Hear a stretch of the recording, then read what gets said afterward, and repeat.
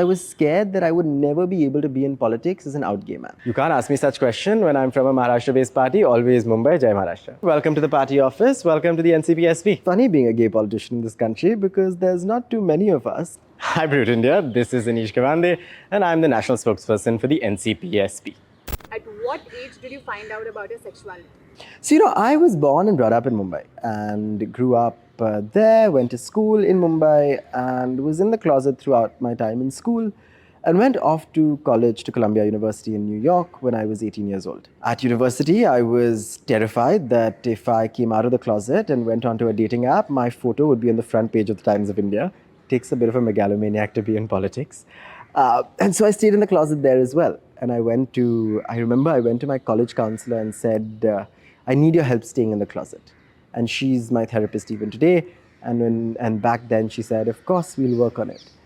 And of course, as these things go, I didn't really stay in the closet. I got an internship through a grant to work in Paris where I knew nobody and nobody knew me. And that's where I came out and there was no going back. That resulted in a pretty significant shift in gears. I was studying comparative literature because I thought that I would never come back to India because I was out now and couldn't work in politics anymore. And thought I would become a professor in the US. Little did I know that a few weeks before I graduated, I would get a phone call from Milind Dera, who used to be the South Mumbai MP at the time, to come and run his political campaign. And I said, I'm very out and in New York City.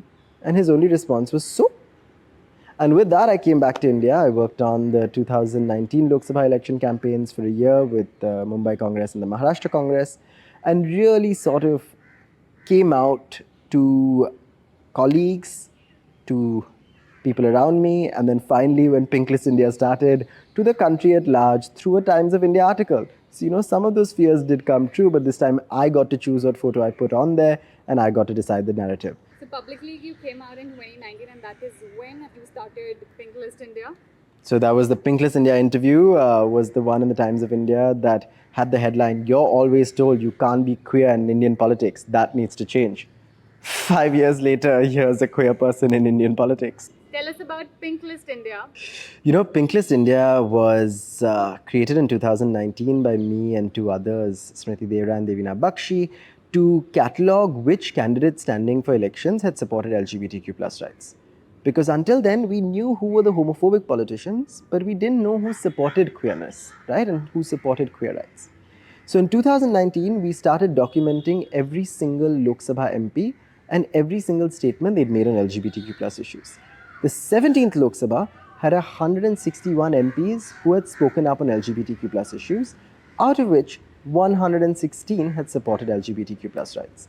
The most recently elected Lok Sabha, which has a renewed and reinvigorated opposition bench, has around 110 MPs who have supported LGBTQ plus rights or spoken on LGBTQ plus rights in some way, shape or form. But I think what we're witnessing is a transformation in the ability and the willingness of politicians to engage with queerness. And that's a change that I'm proud to have seen in the last 5 years, and that's a change that we need to build upon in the years to come. I think what we're seeing today is a reinvention and sort of reinstating of progressive politics. We have now realized that a politics of hate, a politics of divisiveness, a rhetoric of sort of Hindu-Muslim, a rhetoric of caste versus caste is not going to help anybody. That's a rhetoric that has been rejected by the people of this country. It's a rhetoric that has been sort of rejected by the opposition. So today we're witnessing a revived progressive politics across the country. That's progressive on issues of religion, caste, gender, and sexuality. So all in all, we're seeing a new political imagination that ensures that young people, regardless of their identity, regardless of the backgrounds they come from, have an equal shot at success and have an equal shot of being who they are. And I really hope that we continue this momentum. Has it become easier for younger queer people to come out? A fair bit. Is it easy for young queer people to come out? Not really. We have to pave that path. We have to keep working harder. And we have to ensure that every young person in this country has a shot at success, regardless of where they come from or regardless of what their sexual orientation or gender identity is. What is sexuality for you? Sexuality is an expression of yourself, right? It's about loving who you want to love. It's about being who you are. It's not something that should define you, and it's certainly not something that should define how others see you. So it's something deeply personal, yet deeply political. Because who we are, what we eat, what we wear is political. And what we do with that identity and how we ensure that that identity becomes the pivot through which we advocate for the inclusion and equality and well-being of everybody else is a political act. And that's where sexuality becomes something that is truly personal but also deeply political. Has your sexuality ever been a point of contention when you were giving the designation of a spokesperson? Poof. You know, the funny part is, I don't think the party has ever asked me anything about my sexuality. When I was given the sort of role as national spokesperson for the party by Supriya Tai and Mr. Pawar, the mandate was clear to sort of represent to the party to the best of your abilities and expand the party's ideological reach. But it's funny being a gay politician in this country because there's not too many of us. How you would want your position to advocate for queer people, not just in Maharashtra but throughout India too? When I was coming out of the closet, I sort of stayed in the closet for many, many more years than I should have because I was scared that I would never be able to be in politics as an out gay man. Why? I think because the reality is that Indian politics is not a very progressive space, it's not a very accepting space. And you have to fight to make space for yourself. And I think today, if there's anything that I'm proud of, it is that I've fought to make that space for myself, and I hope that it serves as an inspiration to others. There have been people who walked this path before me. Disha Pinky Sheikh, who's a spokesperson for the Vanchit Bahujan Aghadi, has done phenomenal work. Shabnam Mausi, who's a trans woman who was elected from Madhya Pradesh a while ago, has sort of paved the path for others as well. But I think today, as an out gay man in Indian politics, I want this to serve as a case study for young queer people like me who thought that it's impossible to be out in politics and to say that, hey, you can do it too.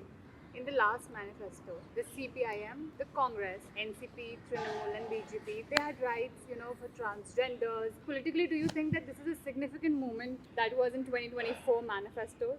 You know, the 2024 manifesto moment is a significant one. You've seen several political parties mention LGBTQ plus rights in their manifesto. My party, the NCP-SP, has had an LGBTQ plus cell for several years now, and we've had the most comprehensive set of promises on LGBTQ plus rights in our manifesto. What this needs to translate now is into action. My party, like others, need to implement the promises that they've made in their national manifestos at the state level wherever they're in power. And I really hope that we do so in the months and years to come. But what we've really seen is a shifting of the needle. 5 years ago, a couple of parties had the guts to put LGBTQ plus rights in their manifesto. 5 years down, several more. 5 years later, mark my words, no party will be able to ignore LGBTQ plus rights. And that's the move that we made politically, and that's what we need to keep striving for and fighting for. Why should the youth, especially those who are going to vote for the first time, vote for NCP or its alliance? Because we're a party that promises things that young people care about. We're a party that's talking about climate change. We're a party that's talking about progressive causes. We're a party that's talking about unemployment and actually having a solution to the problem. So I think the Mahavikas Aghadi, which is fighting together in this election, has a group of leaders who know what young people want, and it's made up of young people. Please tell me, don't you want to vote for a party that gives chances to people who are as young as I am and gives them the chance to be national spokesperson? What change do you want in Maharashtra? I want the government to change. So that's the change I want to see in Maharashtra today. And we have to restore a political sort of discourse that doesn't focus on big promises and headline grabbing. We want a government that works for people, that takes action. Bad bad ban, kaam shuru.